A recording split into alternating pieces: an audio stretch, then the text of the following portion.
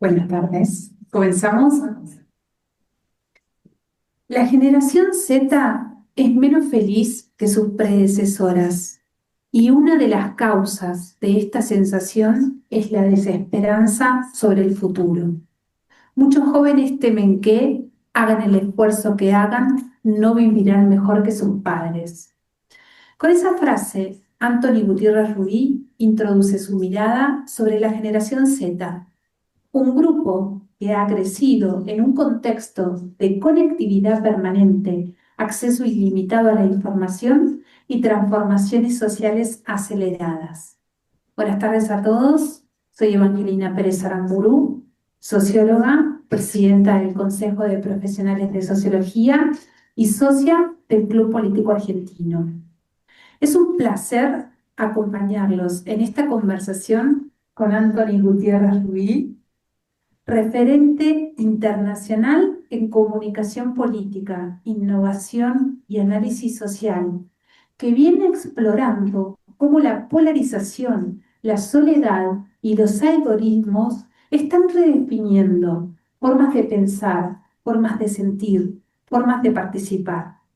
Hoy, en un contexto donde no se pueden publicar encuestas, tenemos la oportunidad de mirar más allá de los números, comprender el ánimo social de las nuevas generaciones, su relación con la esperanza, la pertenencia y el futuro. Anthony, muchísimas gracias por acompañarnos. Es un honor tenerte esta tarde en el Club Político Argentino. Bueno, buenas tardes. Muchas gracias, Evangelina, por la presentación. Gracias al Club Político Argentina por la invitación, Ricardo en particular. Gracias también a ti por tu apoyo. Y un saludo especial a las personas también que nos están viendo al otro lado en esta conexión y muy calurosamente a las que habéis venido aquí esta tarde de octubre y valoro mucho el tiempo de las demás personas y por lo tanto estoy muy agradecido con vuestra presencia, tanto digital como personal. Mm, La dinámica será, voy a hacer una intervención, ¿no? Sí, claro. De unos 30 minutos, después quizás Evangelina me lanza alguna pregunta y estaré atento también a vuestras preguntas, tanto las que lleguen por el Zoom como las que lleguen desde la sala, ¿no? Ah, Perú, Paraguay, Serbia, Nepal, Marruecos, Madagascar, Filipinas, Bangladesh, Kenia, Indonesia, Timor del Este. 11 países,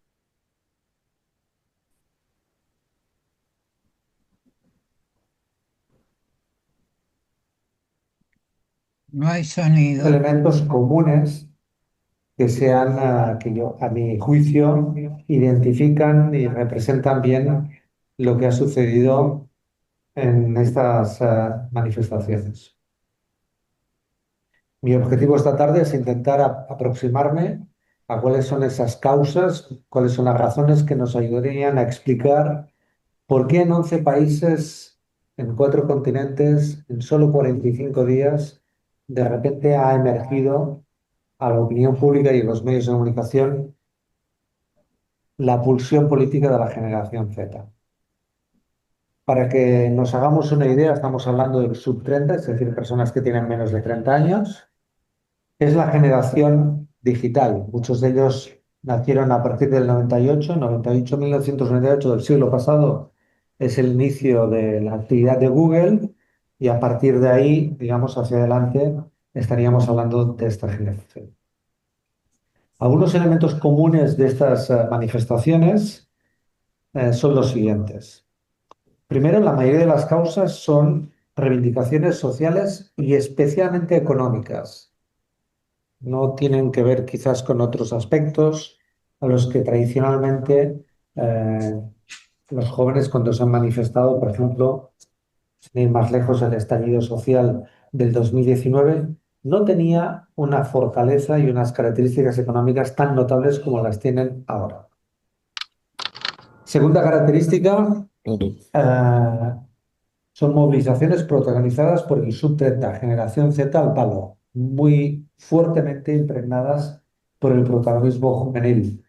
en las manifestaciones del estallido social de hace 5 o 6 años, estamos hablando también de una mixtura generacional. No, en estas es fundamentalmente generación Z.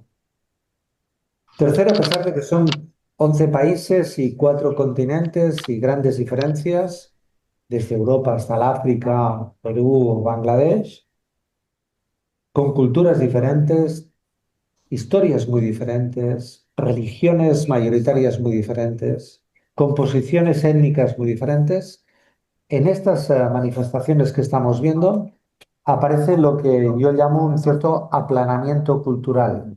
De repente ves manifestaciones y no sabrías diferenciar si estoy hablando de Marruecos, de Timor del Este, de Bangladesh o de Perú.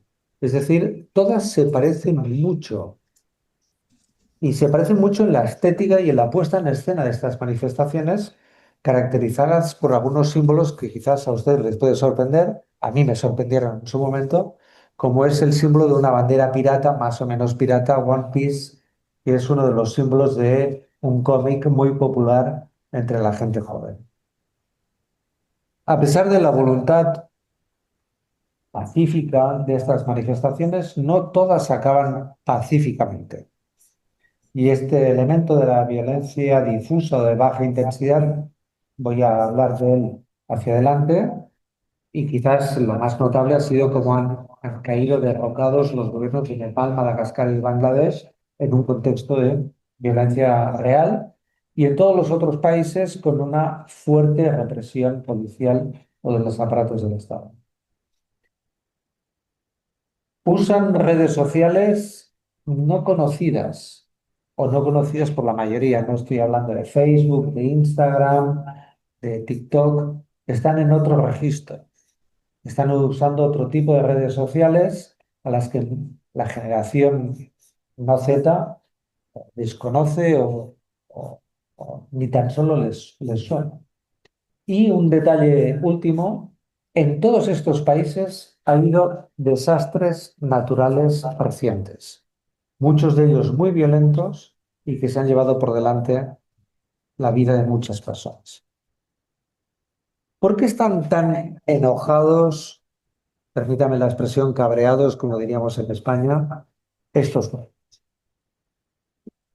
El primer elemento es que su reacción de cabreo y de enojo no es contra los gobiernos de turno, que también, sino contra el sistema, contra el formato institucional, contra la institucionalidad de cada uno de esos países.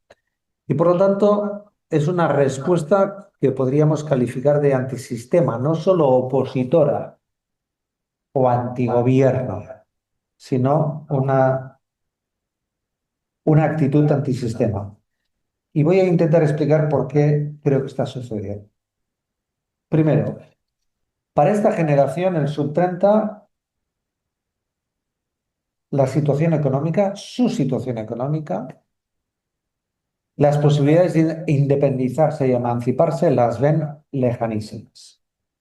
Enfrentan tres grandes problemas: la crisis de la vivienda, el desempleo y, cuando tienen empleo, la precariedad, tanto del salario como de la ocupación. Y todo eso en un contexto en el que, pospandemia, esas situaciones se han agravado económicamente para esta generación. Les voy a dar algunos datos para fijar bien este concepto. Casi el 60% de los menores de 30 años en la Argentina no pueden independizarse. 3 de cada 10 que lo han hecho han vuelto a casa de sus padres o de sus abuelos. Se repite la historia en España, por ejemplo, en mi país, donde solo el 15% de los menores de 30 años vive fuera del hogar familiar. Lo mismo pasa en todos los países de la OCDE. Es decir, es una generación que cumple los 30 años en casa de sus padres, sin perspectiva en el horizonte inmediato de independencia y de emancipación personal. En este contexto, no es de extrañar que sea una generación que no rebose entusiasmo, felicidad, espíritu Coca-Cola, como decía antes Evangelina, es una generación crecientemente triste, desilusionada e infeliz. De hecho, como vamos a ver más adelante, es una generación que está sufriendo consecuencias en salud mental de manera muy importante. Este desencanto, esta tristeza, se combina también con miedo hacia el futuro, con un fuerte pesimismo hacia el futuro. Lo voy a decir más rotundamente. Es una generación que tiene miedo a llegar al futuro, convencida como está de que el futuro no va a ser mejor que su presente y que incluso puede ser peor, y convencida como está de que ese futuro no es un futuro superador y que se ha roto el pacto intergeneracional, que por primera vez en la historia de los análisis sociológicos y políticos que tenemos, va a ser una generación que va a vivir o que siente que va a vivir peor que sus padres, por primera vez. Esa ruptura del pacto intergeneracional y del modelo por el cual todas las generaciones tenían su oportunidad, si de alguna manera confiaban en el desarrollo meritocrático o progresivo, si confiaban en el futuro, iban a tener en su momento sus oportunidades, esa ruptura con el futuro es un elemento central. De hecho, hablarles de jubilación o hablarles de comprar una propia casa es, digamos, un escenario totalmente impensable. Por lo tanto, están enojados por su situación económica. Enojados, pesimistas, tristes y con miedo al futuro. Segundo, no se sienten representados por los líderes políticos. Eso les empuja a sentir desconfianza hacia el sistema, hacia las instituciones tradicionales, con un gran deterioro respecto a las expectativas que significa para esta generación la democracia. En España, por ejemplo, solo el 10% de los representantes públicos de todas las administraciones local, autonómica, provincial o estatal son atribuibles a la generación Z. En América, apenas el 3% de los parlamentarios tienen menos, toda América, apenas el 3% de los parlamentarios tiene menos de 30 años y solo el 22% tiene menos de 40 años. Por lo tanto, es una generación que ve en la representación política a sus padres, no a sus pares. A sus padres y a sus abuelos. No se ven a ellos. En este contexto, esta falta de representación y desconfianza es vivida como frustración y casi como engaño. De hecho, está emergiendo la idea de que hay que contestar, hay que responder, hay que reaccionar a esta falta de representación con algo que yo le llamo activismo hostil. Y cuido la palabra, hostilidad. Pero, ¿qué tipo de hostilidad estamos viendo? El 55% de la generación Z en el contexto OCDE aprueba claramente un activismo hostil, beligerante, combativo. No voy a usar la palabra violento, pero sí claramente hostil. Segundo, ahora sí que la voy a usar. Crece la cantidad de personas de la generación Z que justifican usar la violencia para defender sus posiciones. Y tres, crece el relativismo moral respecto a cuando se usa la violencia para castigar punitivamente, con un delito en este caso como el que voy a explicar, a un representante, digamos, de esta generación que me ha roto y me ha usurpado y me ha secuestrado el futuro. 4 de cada 10 jóvenes americanos indicaron que era aceptable matar al CEO de una aseguradora de salud porque era culpable del sistema y de las instituciones como las que viven. Son datos sorprendentes, pero muy contundentes. Tercero, esta generación siente que no va a tener la capacidad de sustituirnos a las generaciones anteriores, ni de relevarnos, ni de sucedernos en un clima en el que ven a las generaciones anteriores como el tapón para su propio desarrollo. Tapón o responsables o cómplices de su situación.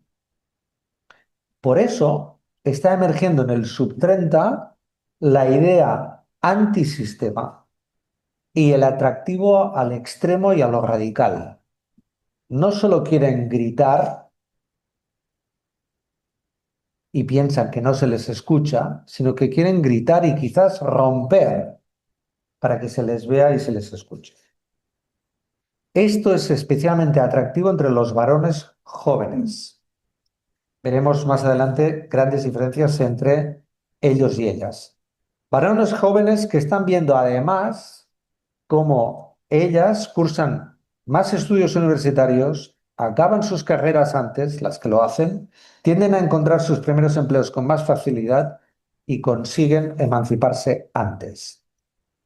Todo este escenario de pérdida de poder de la generación y en particular de pérdida de poder de los varones dentro de esta generación, todo ello está afectando lo que podríamos llamar qué modelo de masculinidad y qué modelo de ser joven y ser varón en esta generación hoy.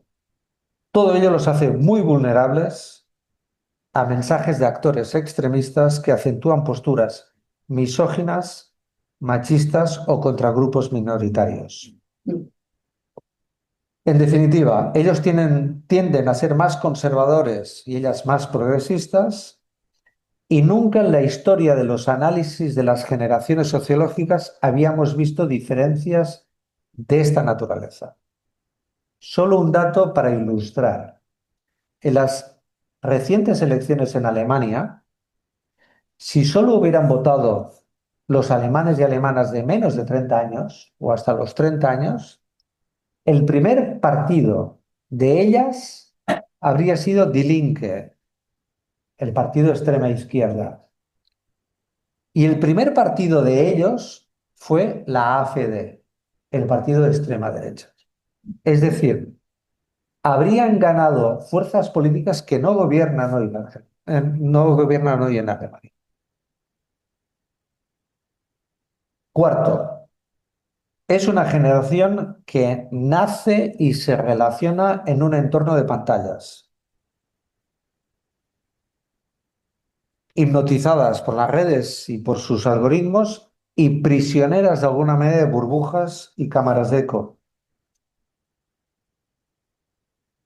Son prisioneros de su propio tiempo. Las empresas que hoy lideran la economía mundial, las empresas tecnológicas, están usando el principal activo que tienen las personas en el mundo y en particular la generación Z, que es su tiempo. Un minuto no puede crecer, un segundo tampoco, una hora tampoco, un día tampoco. El tiempo es limitado, es el bien escaso y el bien abundante es la información y el emisor que la promociona. En ese contexto, en esa tensión entre el bien abundante y el bien escaso, las plataformas diseñan sus algoritmos para retenerte a cualquier precio, retenerte en el bien escaso que es el tiempo, porque es el lugar desde el que se pueden hacer negocios o se pueden dirigir opiniones públicas o se puede organizar agendas públicas. De ahí que cuando TikTok irrumpe en la escena digital con su poderosísimo, atrapante, hipnótico scroll infinito, estemos en un horizonte totalmente nuevo de lo que habían sido las redes sociales pre-TikTok, para entendernos. En este contexto, no es de extrañar que el libro más importante en los Estados Unidos el año pasado fuera La generación ansiosa de Jonathan Haidt, un psicólogo muy importante, además premio Príncipe de Asturias en el país, que analiza cómo las cámaras de eco, los filtros burbuja, dan mucho poder no solamente a las plataformas, sino a los nuevos mesías nuevos y nuevas mesías, los influencers en este caso. Y como en una esfera pública fragmentada, llena de tribus digitales, llena de fragmentos, totalmente como un mosaico social, en esos entornos, la posibilidad de que cada vez te encuentres más en tus redes sociales, en tu ventana de relaciones, a gente como tú, aumenta. Y la disonancia cognitiva, es decir, otras ideas, otras personas, otros conceptos, otros estímulos, sea rechazada. Te la rechaza el propio algoritmo, te hace el trabajo fácil para conseguir crear un líquido amniótico en el que te sientas confortable, haciéndote creer que el mundo que ves es el mundo real y que es el único mundo posible. Esta vulnerabilidad, esta burbuja, hace que esta generación, a pesar de ser la más formada de la historia, sea la más vulnerable a las fake news y a los discursos populistas. Este nuevo ecosistema mediático hace que para esta generación las redes sociales ya sean su principal fuente de información de todo tipo, evidentemente incluida la opinión pública, política o la opinión sobre los partidos, líderes o sobre los gobiernos.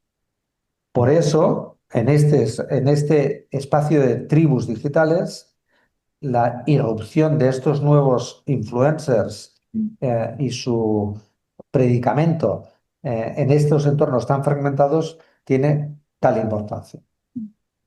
Como consecuencia de todo ello, y como consecuencia de encontrar en las ventanas digitales el espacio de relación, están disminuyendo todos los espacios de socialización alternativos o normales, entre comillas, los que nos han hecho, digamos, a las generaciones anteriores con las cuales hemos convivido.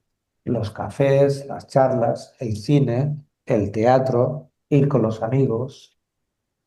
Y emerge cada vez más una soledad no deseada, hiperconectada. Fíjense la paradoja. Hiperconectados, pero cada vez más solos de una manera no deseada.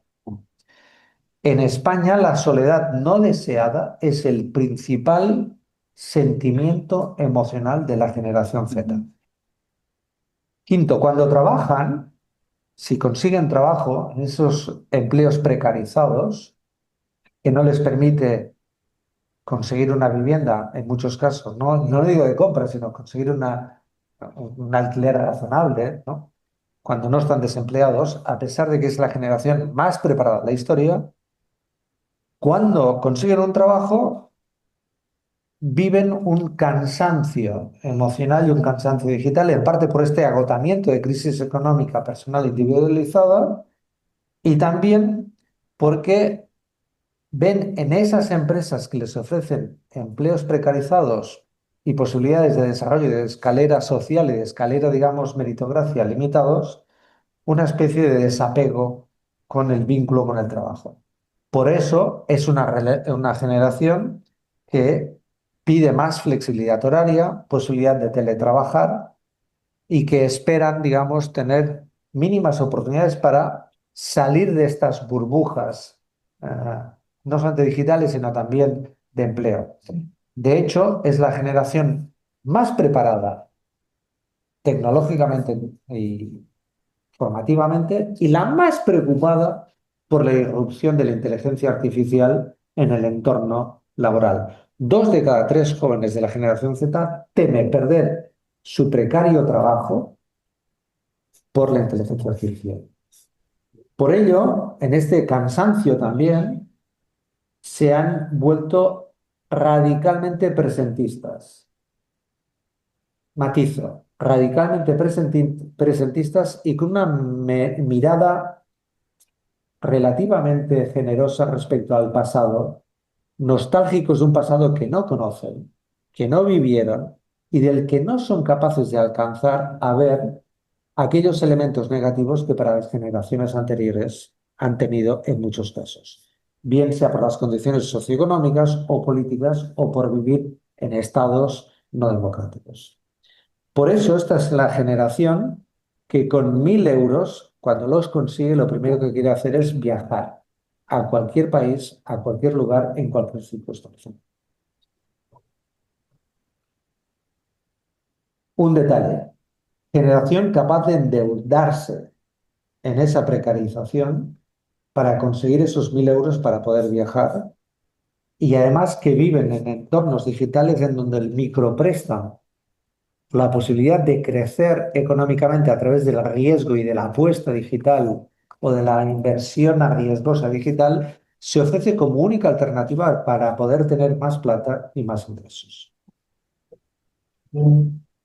¿Qué consecuencias tiene esta situación?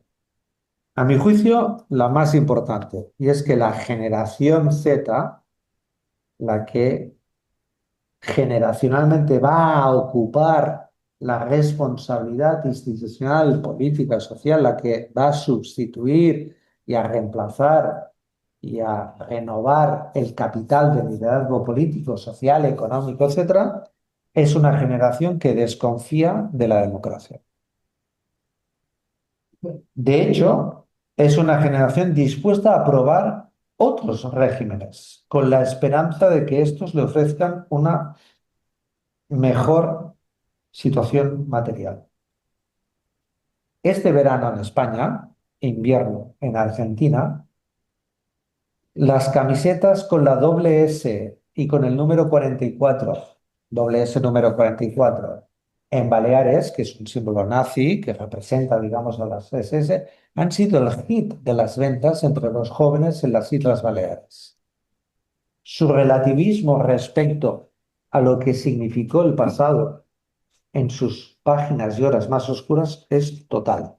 O si a mí me hubieran dicho que una dictadura como la del general Franco, que duró 40 años, con su pasado y sus noches y su historia oscura, fuera hoy un atractivo interesante para sectores muy importantes, especialmente para los varones en España, y que se coquetea con memes, con GIF y con caricaturas de Franco, presentándonos la dictadura de Franco como un lugar que quizás no fue tan malo, no lo hubiera dicho. Pero si quieren, les voy a poner el dato. Dato reciente del último Latin Barómetro. Solo el 45% de los menores de 25 años dice que la democracia es preferible a cualquier otro sistema. Solo el 45%. El 25% prefiere abiertamente el autoritarismo y casi el 30% que les da igual. Este es el escenario. Por lo tanto, esta generación relevo llega con esta carga valorativa respecto al sistema, a la oferta que le hemos dejado, a la propuesta política, institucional, económica que las generaciones anteriores hemos dado. Por ello, seguramente el atractivo no solamente de gritar, sino de romper, sea un atractivo interesante. En Argentina, hace 2 años, esta masculinización de la generación Z, esta masculinización de la política y estas diferencias entre hombres y mujeres, tuvo un punto máximo en la elección del presidente Javier Milei. Consiguió el 70% de los votos entre los menores de 25 años. 30 puntos más que el que logró entre los mayores de 40 años. 30 puntos. 30 puntos. En los últimos 2 años, y ya saliéndome de Argentina y en el contexto global, las ofertas de derecha extrema en todo el mundo no han parado de crecer. No han parado de crecer como una respuesta atractiva para esta generación. Y no han parado de crecer especialmente en sectores, en tribus muy particulares. Les voy a citar solo 3. Los gym bro, el mundo masculinizado del deporte y del gimnasio. Los crypto bros, el mundo masculinizado de los negocios digitales. Y los gamers bros, el mundo masculinizado de los juegos. En todos esos lugares, hoy la oferta radical de la extrema derecha se está llevando el 70 al 80% de adhesiones y no paran de crecer. A todo ello, esta es una generación que ha dejado de creer en la cooperación como la mejor manera de progresar individualmente. La mentalidad de suma cero se ha instalado en esta generación. Han aprendido o creen que son víctimas de que para que a uno le vaya bien, al otro le tiene que ir mal. Que no es posible win-win. Que si a mí me va bien es porque a ti te tiene que ir mal. Es más, que para que me vaya bien a mí, te tiene que ir mal a ti. Por lo tanto, es una generación que descree de la cooperación y de las salidas de perfil comunitario, de perfil cooperativo o de perfil colaborativo y que está inoculándose con la idea de que para sobrevivir en este contexto en el que ellos viven, no se hay que pegar codazos, sino que hay que pegar codazos en la boca. ¿Qué hacer? Y con esto acabo. Esta generación que tiene estos niveles de subrepresentación política e institucional, como ya les he apuntado, será el 30% de la fuerza laboral en el 2030, aquí, a la vuelta de la esquina.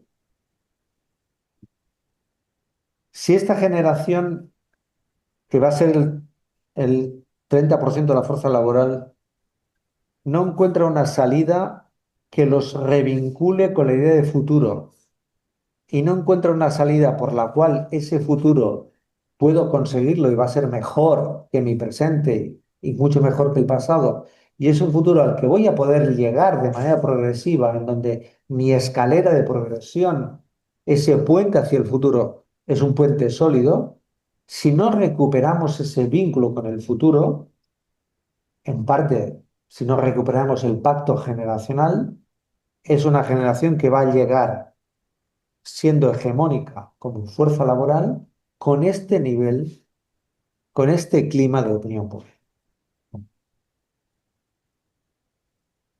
Para entenderlas, y con esto acabo, creo que he cumplido sobradamente el tiempo, para entenderlas les animo a hacer una lectura sin prejuicios.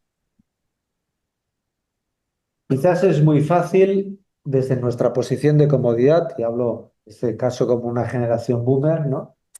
Desde nuestra posición de comunidad, juzgar la bisoñez moral, la debilidad, digamos, actitudinal, la flaqueza de conducta de la generación sub-30. Me parece que sería un gravísimo error, además de muy injusto. Esta generación está viviendo internamente de manera profunda y metabolizándola de una manera psicológicamente negativa, que el pacto generacional está roto. Que no solamente saben que van a vivir peor que sus padres, sino lo más grave, que sus padres también lo saben. Que sus padres también lo saben. Por lo tanto, les animo a que repensemos juntos y que pongamos este tema en la prioridad de nuestras políticas públicas, en la prioridad de la agenda pública, en la prioridad de las propuestas públicas. Hay que recuperar el vínculo con el futuro para la generación sub-30. Hay que poner el empleo, el salario suficiente para la emancipación y la autonomía personal y el acceso a la vivienda en el centro de gravedad de las políticas públicas del conjunto, no solo de esta generación Z, sino en el centro de gravedad. Si esto no está en el centro de gravedad, lo que ha pasado en 11 países en 40 días, Perú, Paraguay, Serbia, Nepal, Marruecos, Madagascar, Filipinas, Bangladesh, Kenia, Indonesia y Timor del Este, puede ser un polvorín que se extienda. No me gusta nunca exagerar en ninguna de las afirmaciones o análisis que hago. Más bien tiendo, si peco de algo, creo que peco a veces de moderado y de contenido. Pero realmente quería hoy ser muy franco con todos ustedes, aprovechando que estoy en el club político argentino, para trasladarles una visión de cómo yo veo a esta generación Z y los problemas que tiene y cuál creo que debe ser la actitud del resto de generaciones para revincularnos con un pacto generacional que les dé la oportunidad a esa generación Z a relevarnos, no pegándonos una patada en el trasero, sino a relevándonos de una manera razonable, ordenada, en la medida posible pactada, ¿no? Y, digamos, escalonada, si nos dejan. Muchas gracias.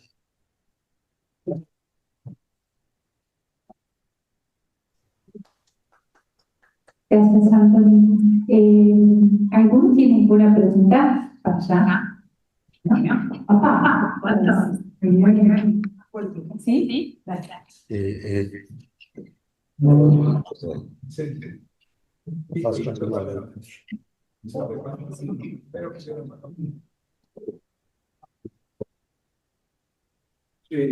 es una reflexión. Yo estoy voy a Congreso, a mi tecnología, siempre me interesó, a pesar de que yo soy un pequeño. No soy cómplice, pero me considero responsable porque los jóvenes hoy exigen tener roles. Nosotros construimos sistemas donde somos pasivos ante lo que pasa. Vemos lo que son los sistemas electorales, donde representan listas. Yo no conozco a nadie, no sé cuáles son las propuestas. Son todos shows mediáticos. El sistema democrático actual, el ejecutivo, adolece de graves dificultades. Yo creo que en los 60 Marshall McLuhan había adelantado ya ciertas cosas que iban a existir los jóvenes. Yo en esos congresos vi jóvenes brillantes, que me han superado totalmente, que a mí me consideraban muy bueno. Ellas me han superado, no más brillantes que yo. Lo que sí veo es ese tema de la esperanza. Casualmente yo estuve reuniendo un material que quiero poner sobre esperanza, porque la otra vez discutí, entonces no hay un filósofo. Yo vengo de la parte dura, de costos, del planeamiento, control de interés por la filosofía. Y un poco priva la visión de los estoicos de que la esperanza, el que espera desespera, y que la esperanza, ese filósofo estoico me dijo, la caja de Pandora, dice. Menos mal que quedó la esperanza y no salió, dice, con la esperanza salieron los males, pero no será la esperanza el peor de los males, porque nosotros no tenemos que prepararnos para resistir lo que sea. Yo no participo de esa escuela filosófica. Había sido neoplatónico, cristiano, junto con los jesuitas. Yo creo que la esperanza es una construcción. La fe es un conjunto, un conjunto de infinitas posibilidades. Pero son posibilidades de verdad y también de falsedad. Con la racionalidad tenemos que trabajar para construir esa otra virtud local, que es la esperanza, es una construcción. No es el que espera y desespera, es una construcción. A esta generación le cabe la responsabilidad de construir algo nuevo. Porque no solamente tuvimos una revolución tecnológica, sino que ha sido tan profunda que ha acabado las comunidades, se ha sacado a la gente. Hay sentimientos tribales, hablaba del tribalismo, del global. Hoy mis ahijadas se ponen en contacto como si nada, con una amiga que tiene en Corea. Hay una fascinación por los coreanos que no sé de dónde vinieron, que lo que investigar es por qué tiene esa fascinación por coreanos. Bueno, la última premio Nobel de Literatura coreana, cuya primera traducción al castellano fue hecha acá en Buenos Aires. Por primera vez se la conoció en Buenos Aires una traductora coreana argentina. Y uno de sus libros empieza con una palabra. Bueno, sí, quiero redondear. ¿No considerás que esta generación, ahí va la pregunta, va a poder construir una esperanza y quizás esa esperanza sea mejor? Mi generación hizo cosas muy malas. Mi generación fue muy violenta. Muy violenta. Recordemos que yo viví en los años 70, fue muy violenta. Hizo verdaderos desastres. No dejó un mundo bueno. o de cómo. Yo tengo fe en que puedan construir algo mejor. Esa es mi esperanza. Muchas gracias por tu intervención y la pregunta final. Mm, Quisiera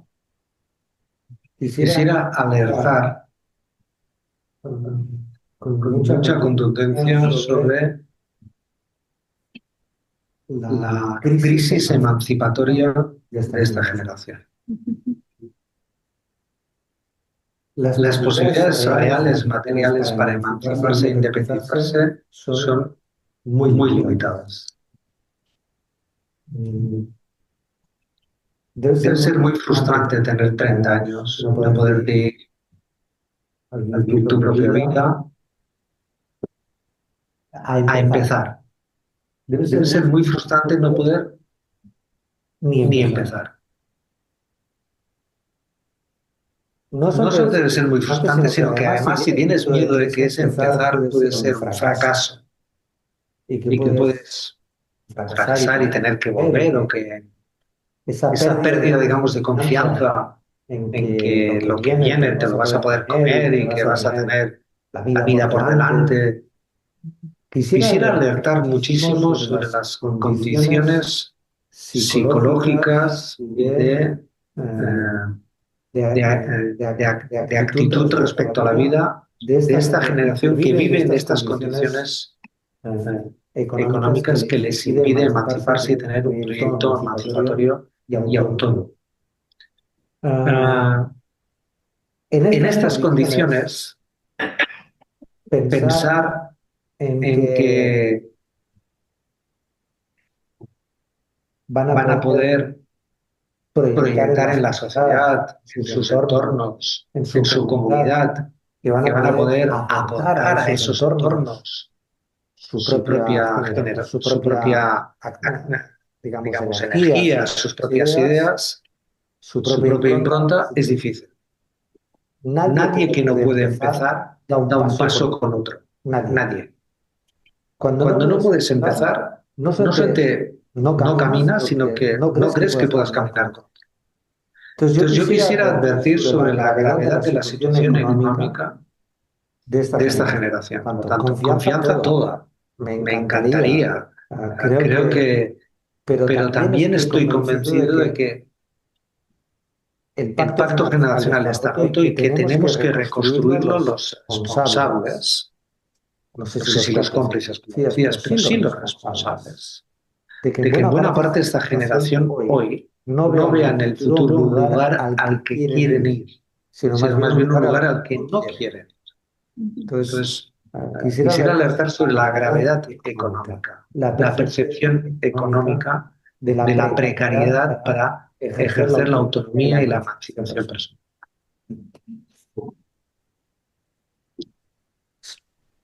¿Podrías presentarte en los que hagan preguntas? ¿Podrías presentarse? Ajá, sí. Gracias. ¿Qué tal? Bueno, yo soy Tito. Me gustaría ver si hay alguna posibilidad de enfocar este tema, que me parece que lo has desarrollado magníficamente, y no lo digo desde el conocimiento, sino más bien del aprendizaje que significó para mí escucharte. Pero, digamos, yo creo que un tipo que hace un tío que hace un aterrizaje acá sin saber, ¿no? Me parece que es muy probable que acepte algo que no se desprende necesariamente de lo que vos decís, pero que se puede, es un camino de deducción, que es simplemente tomar a esta generación como es y proyectarla al futuro.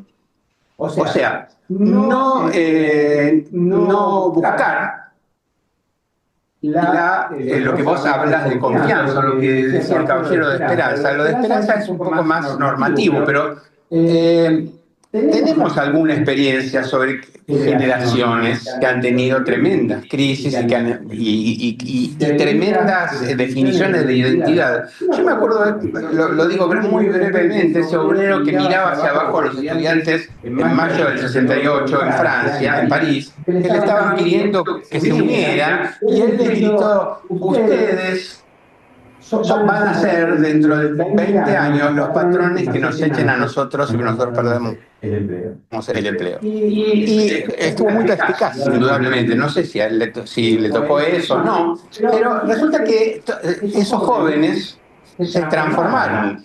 Si se transformaron para bien o para mal, no sé, pero esa transformación no tiene solamente que ver con las políticas o con que nosotros los grandes resolvamos la situación económica. Tiene que ver con todas esas variables, pero tiene que ver también con una cierta capacidad de transformación que las generaciones, que cada generación tiene, y que creo que no se puede olvidar. No digo que vos lo hayas hecho, ¿no? Pero me parece que sería un error simplemente proyectar, bueno, esta gente cuando tenga 40 va a ser igual, cuando tenga 50 van a ser unos nazis, agentes de la CSS del momento, etcétera, etcétera. Eso por un lado, ¿no? O sea, es una pregunta. ¿Sabemos cómo cambian las generaciones? Bueno, no sé, yo creo que la última vez que leí sobre el cambio, sobre las generaciones, fue Ortega y Gasset, así que yo no lo sé, pero bueno, esa es una cuestión. Y la otra cuestión es que no me parece que sea un problema puramente económico. Estamos frente a un problema económico, pero estamos frente a un problema político institucional y frente a creencias. Por ejemplo, que tengamos los argentinos un presidente como un Milei, yo personalmente lo considero abominable, yo personalmente, no estoy representando a nadie con esa opinión, y él no ve otra cosa, no ve otra cosa que precisamente que la vida es un no win-win, ¿no? Que no hay cooperación, sino que lo que hay es individuos que en el mercado se las arregla como puede, y si ganas, y pierde. Entonces, lo que vos estás haciendo, me parece que, digamos, implícitamente, pero con mucha perspicacia, es reintroducir este problema del Estado. Reintroducir una cuestión que acá en la Argentina Milei ha querido anatematizar. ¿No? Pero me parece que es evidente que si nos preocupamos por este problema como hay que preocuparse, se reintroduce necesariamente, es decir, el pensar la economía con un modelo automático de mercado no alcanza, hace falta reintroducir la cuestión estatal, la problemática estatal. Si no tenemos Estado, no vamos a poder dar respuestas.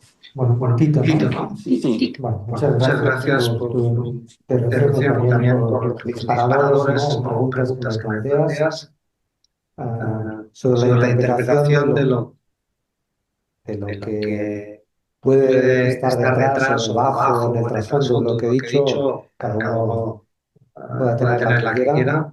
Yo me remito estrictamente a lo que he dicho, pero sí que quizás hay un dato que quiero añadir complementando mi intervención anterior, mi respuesta anterior y al hilo de preguntas.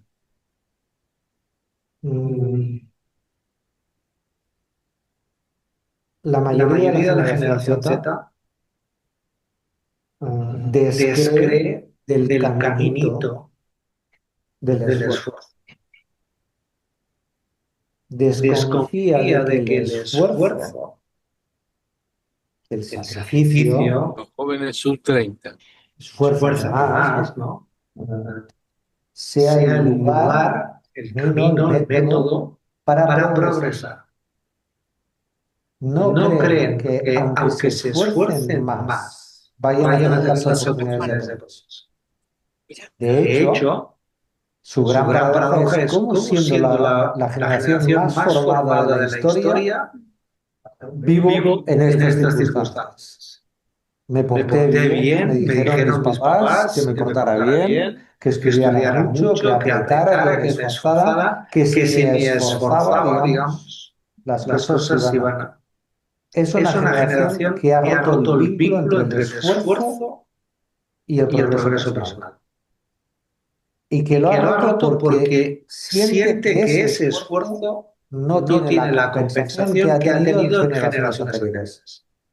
Podremos discutir si puede ser excesivo o no excesivo, entre comillas, si tiene razón. Podemos mirarlo desde la atalaya de nuestra edad y de nuestra Dice que ya es la generación, primera vez que comprendieron considerar que son que válidos. Lo que ustedes ellos van a estar peor que los padres, no es una mejor que los generación padres. en donde el Los padres no disparador saben eso. del vínculo entre Es una frustración y es masculina, porque las mujeres tienen más sexo. el camino natural La por el que hay que transitar. Por eso, y aquí viene el elemento central, ¿Cómo llevar el a tener atajo. más suerte que los padres? Por primera vez en la historia de muchos años, si el camino de progreso y de esfuerzo y los jóvenes daño van a tener menos, van a progresar menos que los padres, van a estar por abajo de los padres. creo, ni veo que sea redentor, superador de mi presente, el atajo. ¿Qué es el atajo? ¿Cómo tengo que ganar dinero rápido? Con trabajo, ¿no? Porque con trabajo, con el salario que me van a pagar y con inteligencia. Entonces, ¿qué hago? Apuesto. ¿A qué arriesgo? Pero bueno, pero hay muchas cosas. ¿Cómo voy a ser protagonista de la vida pública y institucional en la que no estoy? Tiene ¿A salida. través de las reformas y de llegar cuando me toca? No, a través de la ruptura del extremo. ¿Cómo voy a confiar en las generaciones anteriores o en los que me han precedido? Prefiero un outsider. Es decir, el atajo se convierte en el camino de esta generación. No es la escalera. No es el caminito esforzado y estrecho a veces por el que vale la pena y que al final hay un horizonte donde te esforzaste y lo conseguiste, ¿no? La ruptura entre ese esfuerzo, a pesar de que tenga mérito y que ese mérito sea compensado con reconocimiento y con autonomía económica, está ahí. Por eso el atajo es tan atractivo. El atajo de todo tipo, el atajo político con los outsiders, económicos con el riesgo, el atajo, digamos, digital, la evasión, el atajo. Bueno, entonces, este es un pedazo de tema. Cuando crees que para llegar lejos hay que atajar, estás dispuesto a hacer atajos, a incumplir la norma o a meterte en la maratón en el kilómetro 38 y no saliendo desde el kilómetro cero. Te metes en la maratón 38 pensando, o sea, estás dispuesto a muchas cosas. El atajo es perverso. Y es rápido y es atractivo para una generación que cree que no tiene tiempo y que el tiempo va a ser peor. Entonces, ojo con esto. Si hay preguntas también, ¿no? Sí, hay. Pongamos una, dos, ¿no? Sí. Creo que Carlos Munt levantó la mano. A ver. ¿La dejan en el chat o entra? No, a ver. Vamos a ver si es que quiere hablar o no. Chao, generación Z. Chao. Espero que no se le haya ido lo que he dicho. Carlos hay cuatro generación Z y se me van dos. O sea, me siento en una situación. Ahí está. Chao. Ok. Carlos, aquí está. A ver. Yo había levantado la mano, pero Sí. Por favor, una aclaración. Pidan la palabra por el chat, porque la mano se nos puede escapar. Entonces, por favor, pidan la palabra por el chat. Igual Carlos tiene la palabra. sí, bueno, muy buena y ilustrativa e inquietante la presentación que has hecho, Antoni. Nosotros estamos ahora más o menos a unos 40 años del auge de la que fue la sepulturera del futuro en el mundo, Margaret Thatcher, con su famosa frase "no hay alternativa". Realmente, si no hay alternativa, no hay futuro. O sea, la falta de alternativa que ella preconizó y que fue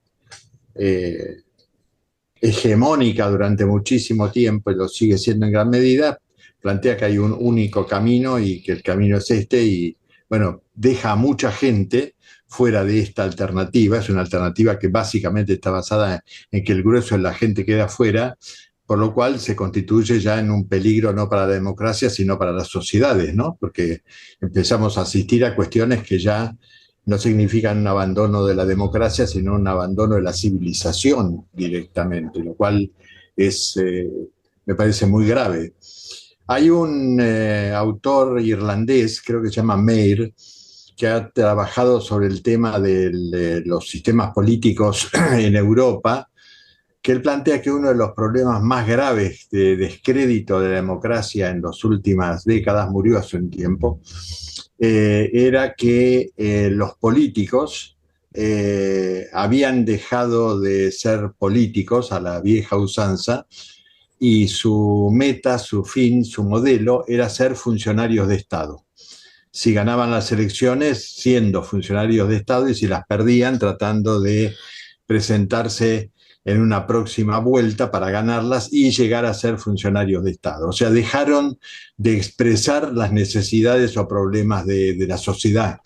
Por eso que llama mucho la atención en gente que no ha hecho nada durante décadas para tratar de recuperar el lugar de la política en la sociedad, que se transforman en escandalizados de los avances de la derecha, cuando los avances de la derecha no se hicieron sobre tierra yerma, sino sobre un campo preparado por la ineficiencia de otros grupos. Y yo creo que ese es un tema que tenemos que replantearnos todos. No se llega a tener, no una vez, lo cual es gravísimo, sino 2 veces como presidente de Estados Unidos, la primera potencia del mundo, a Trump, si no hay cosas que se han hecho mal en otros sectores también. No es solamente que la derecha avanza, porque si no parecería un acto de magia. La derecha avanza, la gente se volvió loca. Sino que hay un déficit en la presentación de propuestas, de alternativas, un déficit en la escucha de la gente común. Yo trabajo en una universidad en el conurbano de Buenos Aires y profesores que eran además profesores de la universidad y de colegios secundarios decían que el grueso de los votantes a Milei en sus alumnos de final de escuela secundaria, 17, 18 años, lo que decían era nos habla a nosotros o nos escucha, como único planteo. No sabían ni qué proponía ni lo que estaba planteando, sino que planteaban que había del otro lado alguien con quien hacer algún contacto. Lo vivían de esa manera. Y yo creo que eso tiene que llamarnos a una reflexión porque creo que no es suficiente con que recapacitemos nada más con las cosas que se perdieron, las cosas que deberían ser, cómo es una mejor sociedad, sino que va a haber que empezar a dialogar con esos jóvenes, pero para eso va a haber que presentarles un mundo que tenga otras alternativas. Si las alternativas en el mundo es que 400 hipermillonarios tengan un capital equivalente a 4.000 millones del ingreso de 4.000 millones de seres humanos, es un, como decimos en la Argentina, es verso, no es un discurso sostenible. Gracias. Carlos, al hilo un poco de tu intervención, quizás, como he apuntado antes en la primera intervención, la inicial, el hecho de que esta generación no se vea representada, no se vea identificada con la dirigencia política y la unidad del ataque del líder rupturista, ¿no? Que pone un golpe sobre la mesa, ¿no? Que patea la mesa, que levanta, digamos, la mesa de juego y que irrumpe, ¿no? De manera sorpresiva y de manera radical. Hace que cada vez más chamanes, por usar una palabra, magos, interpretadores de estas realidades, tengan un protagonismo muy político. Porque la audacia, digamos, de estos perfiles, hablo en un sentido muy general, de ofrecer salidas rápidas, ¿no? de culpabilizar, culpabilizar, digamos, digamos, sectores sociales, minorías, la instrumentalización, digamos, de de estos sentimientos de miedo, desánimo, frustración, es muy alta. Por Por eso eso la la manipulación manipulación también de estas estas declaraciones es muy muy alta, o puede ser muy alta. Porque Cuando se está en este estado de ánimo, instrumentalizar ese estado de ánimo, canalizarlo políticamente, darle una salida rápida y urgente a a esa exigencia, está al alcance de de personas personas que ofrecen atajos también para a esta generación. Por lo Por lo tanto, tanto, cuando se está mal, pasas de tener fe y esperanza a a creer, digamos, en magias. O sea, a creer, digamos, en soluciones rápidas, inmediatas, extraordinarias, no probadas. Es decir, estás predispuesto a cruzar el umbral de lo racional, porque el motor con con el que te estás moviendo es un motor, digamos, de alta densidad densidad emocional. emocional. O sea que, ojo ahí, ahí ahí hay hay un un tema. tema. Una Una pregunta pregunta más más de la sala.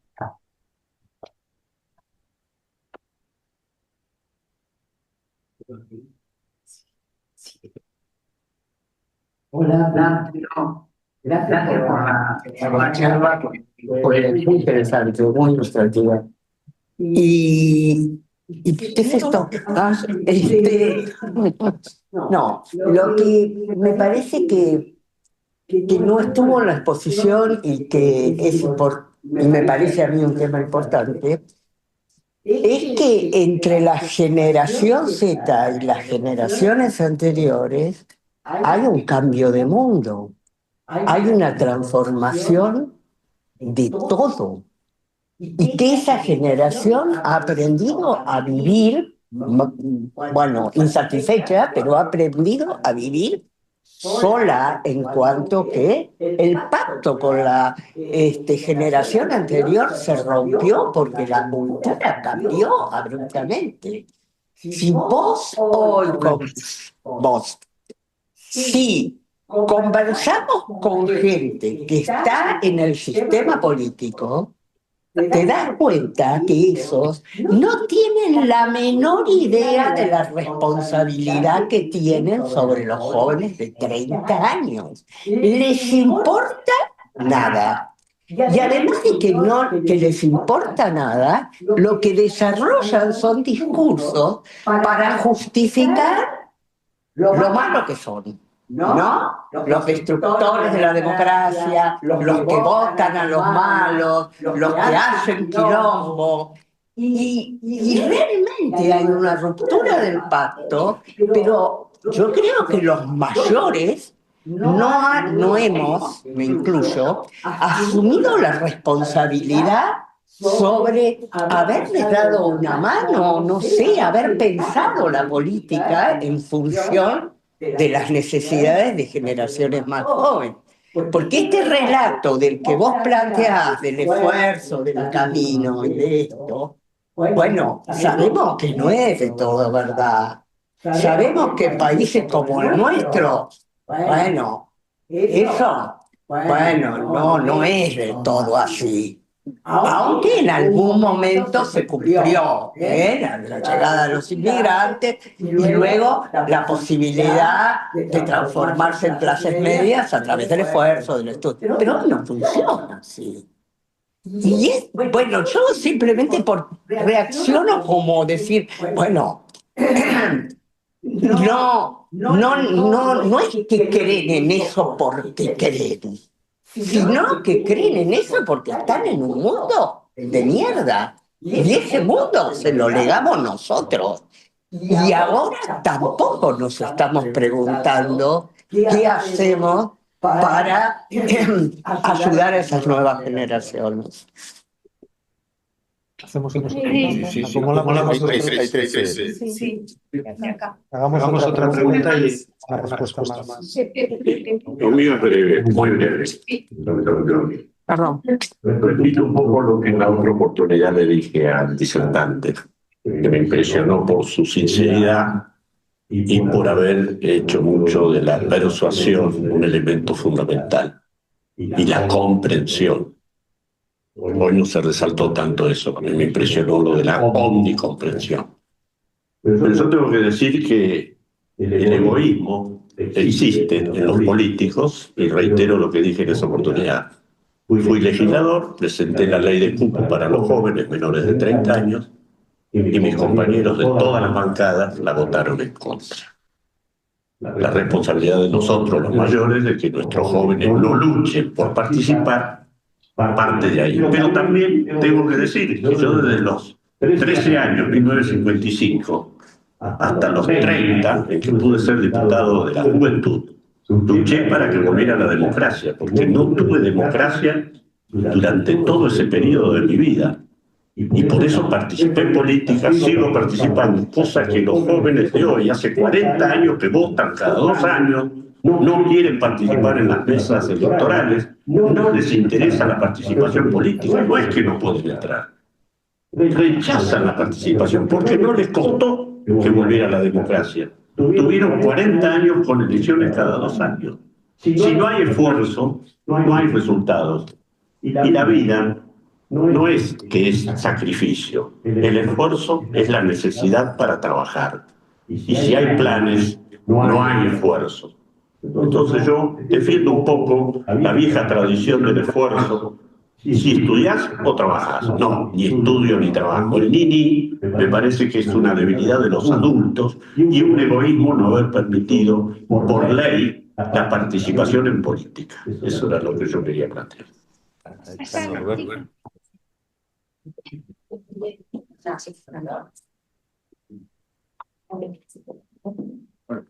¿No? Sí, y después de las chicas que seguro van a leer. Perdón. Sí. Yo retomo un poco la posición de Guillermina. Yo creo que subyacente a tu exposición, Tony, hay un juicio de valor sobre lo que la generación Z piensa, opina, opera con la realidad, con el trabajo. Y me pregunto si nosotros estamos en condiciones de hacer un juicio de valor. El juicio de valor es que ellos nos esfuerzan, y si de pronto viéramos esto de otra manera y lo viéramos como, y no tendrán razón. ¿No será que esto tiene sentido? Y quizá valdría la pena explorarlo, ¿no? Claro que es. Gracias. Te atiendo después que tenemos 3 preguntas.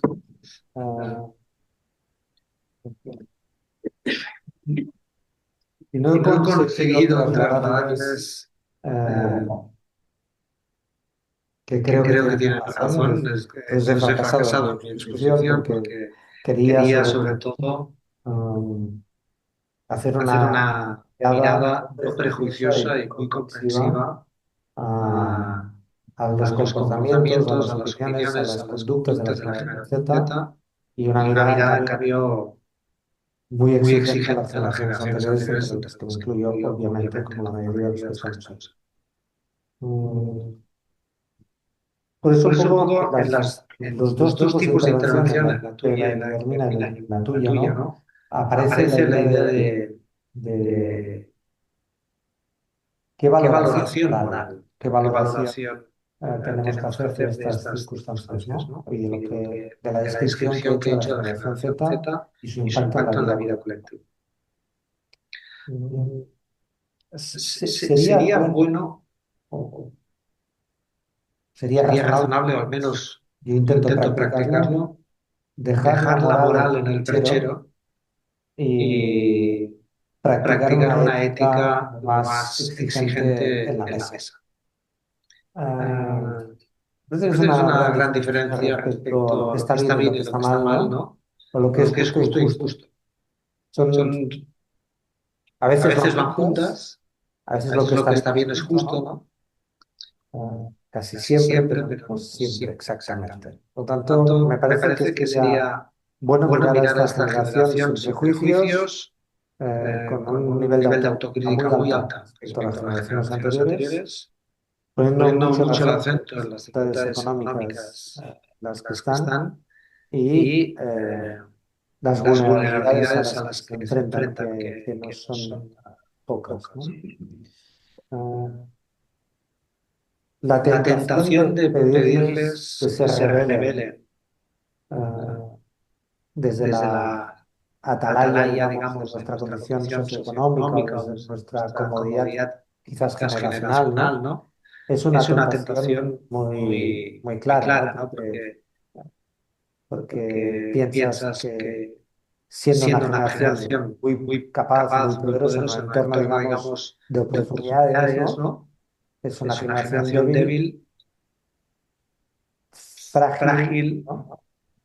Y de alguna manera hipotecada. Y esta creo que es una gran contradicción de nuestra sociedad, ¿no?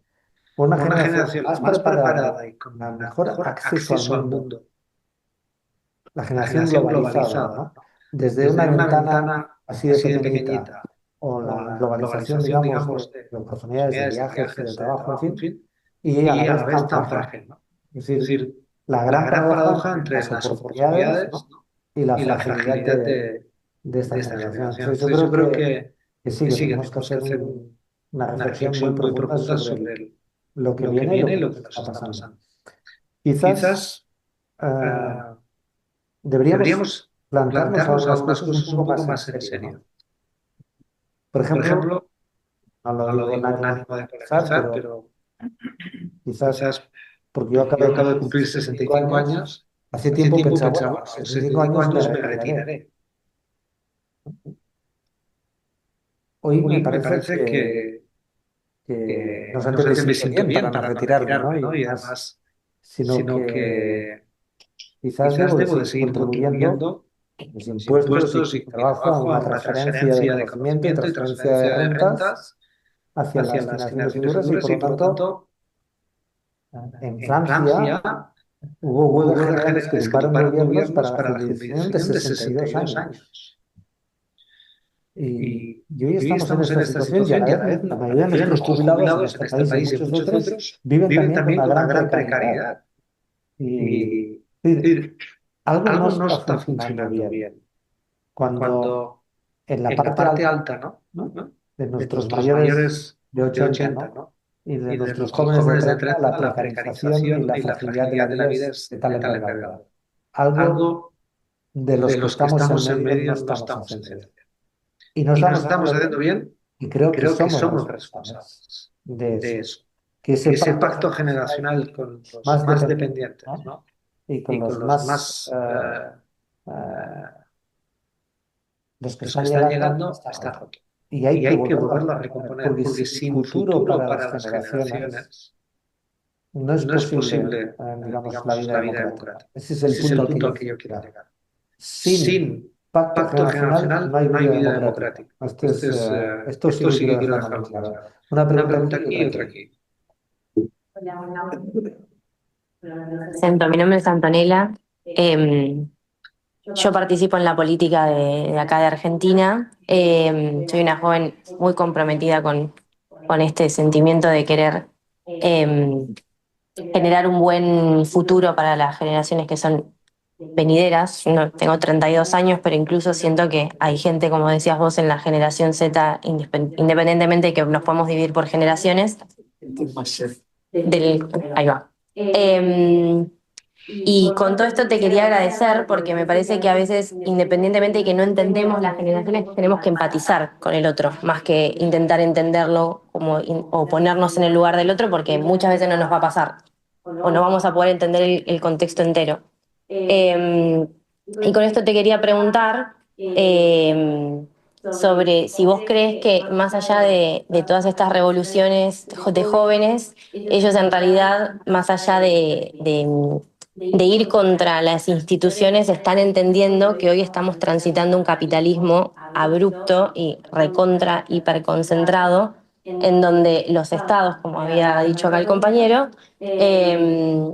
están un poco vacíos o sin poder, sin alcance de revertir esa situación y de poder volver a reordenar un poco la economía o esta cosa de decir, bueno, sí, efectivamente con un esfuerzo y con una productividad uno puede ascender, que yo a veces les achaco eso a los jóvenes como diciendo, ¿cómo es que quieren ustedes solamente apostar para llegar a algo de una manera muy inmediata y no le quieren agregar valor? Como si yo tuviera igual un pensamiento de una persona de 95 años, ¿no? O sea, pero me parece que un poco uno le quiere decir al otro como cómo tiene que pensar, cómo tiene que actuar, cómo tiene que hacer las cosas para desenvolverte en este mundo en el que estamos transitando. Y creo que por ahí los millennials, o bueno, la generación de 30 a 50 años, a 40 años, tenemos que tomar todo este diagnóstico y ver cómo ofrecemos y también cómo transitamos esta dinámica del mundo, ¿no? Porque digo, el mundo es dinámico, como decíamos recién, también decían muchos acá, no es lo mismo la generación para arriba de mis papás que la mía y mucho menos para las de abajo. Progresividad generacional. Sí, ahí está. Vamos contigo. Perdón, mi nombre es Sol Maciel, formo parte del CIAS, que es un instituto conducido por Rodrigo Sarazaga acá en Argentina, que cursamos una maestría en análisis político. Quiero hacer una pregunta que es un comentario en realidad, anticipo eso, pero hay un elemento, o sea, coincido con todo el diagnóstico, tengo 28 años, así que formo parte de la generación problemática en cuestión, no acepto piedrazos ni nada, hacemos lo que podemos. Pero quería agregar un comentario también, a mí me llamó mucho la atención, en esta escuela de la que formo parte, todos los años hacemos un viaje a un lugar que se llama Monte Quemado, que queda en una zona muy rural y muy vulnerable de Santiago del Estero. Y una de las actividades consistía en ir a misa, estábamos en misa con mis compañeros, todos de Capital Federal o de provincia de Buenos Aires, pero todos de contextos muy urbanos, y unas nenitas de ese lugar hiper vulnerable se dan vuelta y le preguntan a un amigo que tenía al lado, le dice, ¿tu celular es el de las 2 o el de las 3 cámaras? Y no lo paraban de mirar, y era el celular, un iPhone, que se estaban preguntando si era de 2 o 3. Y creo que a tu diagnóstico le falta algo que tiene que ver con la conciencia de la desigualdad, que eso es lo que hacen las redes sociales. Lo único que hacemos es nos comparamos todo el tiempo con alguien que tiene más, que accede a más cosas, que tiene, pueden ser bienes, pueden ser capital cultural, puede ser lugares a los que asiste, viajes, lo que sea, pero yo digo, ¿cómo impacta eso en chicas que quizás antes su modelo era su mamá, que se independizó del marido, por ejemplo, o su mamá que logró hacer algo, o su abuela que llegó con nada y ahora tiene una casita? Antes miraban esos modelos y hoy están mirando un iPhone. Entonces, eso nos pasa en distintos niveles, pero siento que es algo que no les pasó a ustedes, no tenían esos modelos tan abruptos, tan cercanos. Comentario sensacional. Un comentario más. Completo la idea. Perdón. Frente Z, llegó con todo. Juan Martín, 28 años, también formo parte del CIAS y participo en política. Quiero retomar algo que dijo Anto, que me pareció muy importante, el tema de la empatía generacional. Me gustó una respuesta que diste en un momento del tema de si no logré convencerlos de que creo que tienen razón. Yo soy uno de los convencidos de que creo que tenemos razón en los motivos de nuestro desencanto con la realidad actual. Hay un meme muy popular en nuestra generación que es ese de las dos personas diciendo nunca podré recuperarme este gasto y en nuestros padres era una casa y nosotros es un chocolate. Yo creo que en eso hay un reclamo muy poderoso de que es verdad que nosotros no vamos a tener las mismas posibilidades que las generaciones anteriores y que culpamos a esas generaciones un poco por eso. Ahora bien, me parece que quizás la crítica más hacia nosotros no tiene tanto que ver con nuestro estilo de vida, sino quizás con que nosotros no podemos o no terminamos de establecer una propuesta política de gobernanza para nuestra generación. Me parece que, por ejemplo, en el caso del fenómeno Milei o incluso en el caso del fenómeno Trump, existe esta idea de los jóvenes se aproximan masivamente a votar un nuevo fenómeno político, un outsider, y luego no quieren hacerse responsables de ese fenómeno que llevaron al gobierno porque son desapegados o porque tienen esta falta de apego directo o esta falta de militancia. La comparación, por ejemplo, lo mencionaron antes con el caso de los jóvenes en Francia, del mayo francés, digamos, de esta militancia tan fuerte que sentían. quizás en nuestra generación es más débil. Y en ese sentido quiero pensar o preguntarte dos cosas. La primera es, ¿qué pensás de esta deficiencia quizás del caso de nuestra generación sobre poder estructurar una propuesta política? Si ahí consideras que hay una de las claves a desentrañar para a dónde vamos a apuntar como nosotros o cómo vamos a poder encauzarnos en términos de la vida democrática. Y lo otro también, me genera mucha intriga pensar en el caso sobre todo de los jóvenes, aprovechando el caso argentino, que votaron masivamente a Milei desencantados tras 2 experiencias de gobierno de signo diferente y esperanzados quizás por lo que traía un outsider que hablaba en su propio idioma y que incluso en muchos puntos había emergido a partir de las propias demandas de esta generación, con ideas muy concretas como la idea de la casta, del Estado que no estaba presente y demás, que eran muy claras. ¿Qué va a pasar con esos jóvenes al sentirse quizás desencantados con una experiencia de gobierno que consideraban propia y que de a poco empieza a mostrar quizás matices más de gobierno tradicional o de política tradicional? ¿Qué es lo que pensás que pasa en esos jóvenes? Bueno, muchas gracias por la triple intervención, ¿no? Agradezco mucho, como a los anteriores. No sé lo que va a pasar, pero es probable que en situaciones como estas, las alternancias no sean la solución o la salida a un fracaso social. El péndulo que nos vuelve. Quizás el péndulo se queda. Aunque te pueda parecer sorprendente, igual el péndulo se queda. Que no necesariamente como en procesos anteriores, cuando fracasaba el gobierno, la oposición casi no tenía que hacer nada más que estar presente, como Newton con la manzana. La manzana me toca a mí, tu fracaso es mi inmunidad. No lo veo tan claro.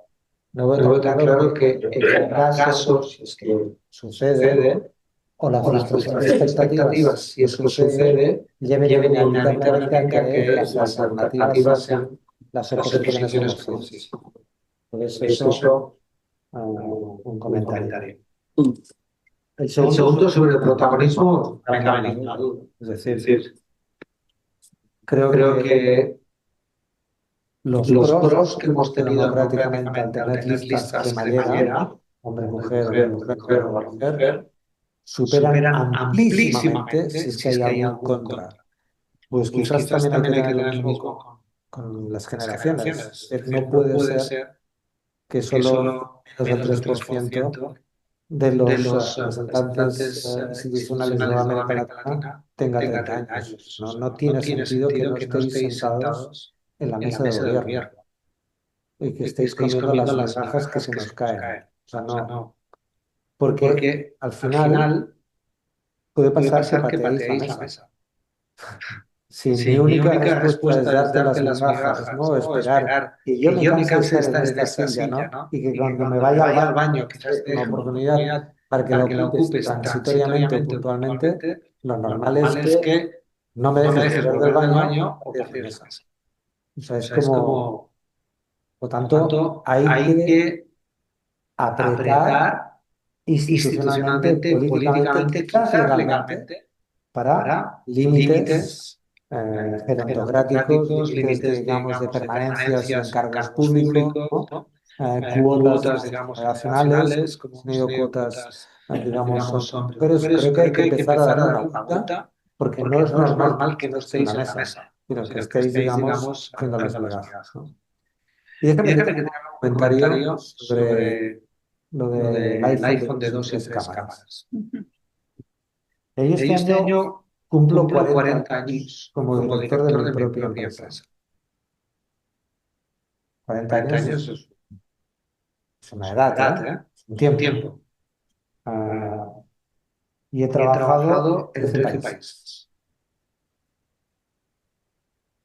Un elemento clave que siempre he identificado en el trabajo en todos los países es cuál era la aspiración, cuál era lo aspiracional, cómo podía conocer, interpretar, estudiar los elementos aspiracionales. Cuando no se tiene nada, poder ir desde aquí a Indonesia es una gran aspiración.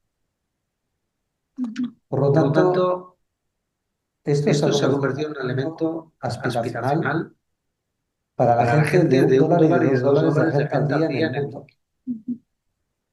O sea, las personas que viven con $1 y $2 de renta al día en el mundo, su principal deseo aspiracional es tener conectividad. Porque la conectividad es una oportunidad para salir de su contexto, para abrirse al mundo de un mundo pequeño, ¿no? Para viajar cuando no puedes viajar. Por lo tanto, te animo que lo mires desde esa perspectiva, ¿no? Desde la perspectiva de que las aspiraciones de progreso están cambiando radicalmente y que cambian radicalmente en función de contextos generacionales y de igualdad y desigualdad. Y yo creo que es un dato muy relevante el hecho de que personas con $1 y $2 de renta al día piensen en la conectividad como su gran aspiración. Y por lo tanto hay que entender este fenómeno como un fenómeno también de salida, ¿no? de puente hacia un futuro que quizás no van a poder conocer y por lo tanto de conexión con realidades, digamos, muy alejadas de sus contextos. Evidentemente eso tiene la contra de la homologación cultural, la colonización, si tú quieres, cultural, ¿no? La incorporación de escala de valores y de referencias que son alejadas del contexto de las personas que tienen $1 y $2 al día, ¿no? ¿Qué modelos, digamos, de vida para estas chicas de Santiago del Estero? Evidentemente. Pero cuando no se tiene nada, poder viajar es una grandísima oportunidad. La última. Bueno, yo coincido en el 90% con lo que oí. Es fundamental cambiar un poco la perspectiva. Ahora, el problema grave de la generación Z es que está en la cárcel.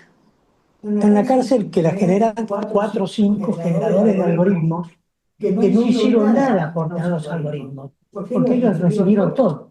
Es decir, ninguno de ellos leyó a Gödel, ninguno de ellos está preocupado por cómo se generó en Internet, sino que llegaron a un momento en que, bueno, tuvieron oportunidades y la gente de Google que quisieron vender $1 millón. En su momento Google, nadie se lo compró, y bueno, y crecieron y nos manejan. Y estos chicos están siendo totalmente manejados. Entonces es muy difícil que ellos puedan salir. Sí, yo creo que tocas el punto central. Me interesa el 10% de lo que estamos de acuerdo. No sé cuál es, pero en todo caso me interesa mucho y comparto lo que dices. Creo que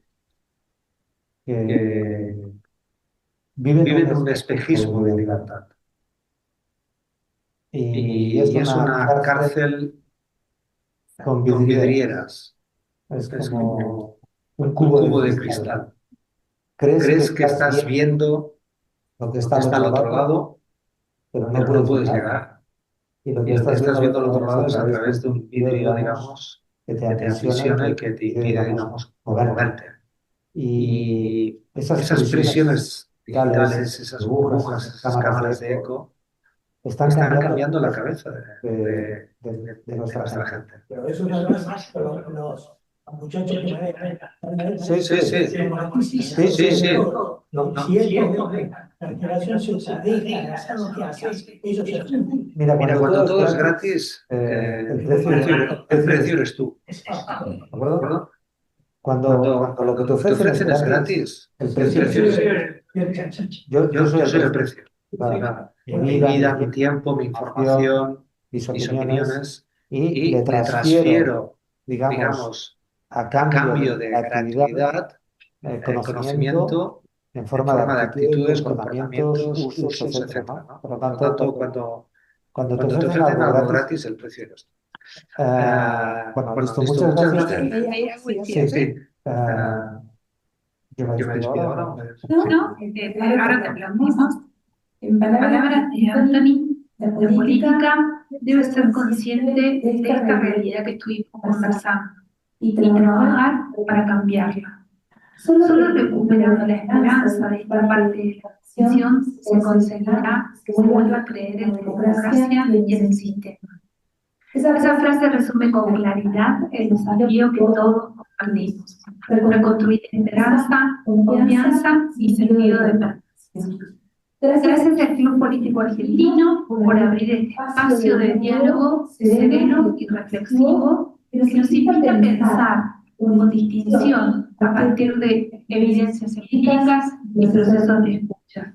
Gracias a todos los que nos acompañaron, a los que están acá y a los que están allá, detrás del Zoom, por ser parte, como dice Anthony, de las personas que intentan comprender y entender la sociedad en la que vivimos. Porque solo quienes buscan comprender pueden también transformar. Y solo comprendiendo podremos imaginar juntos un futuro más justo, más humano y más democrático. Muchas gracias a todos, muchas gracias, Anthony.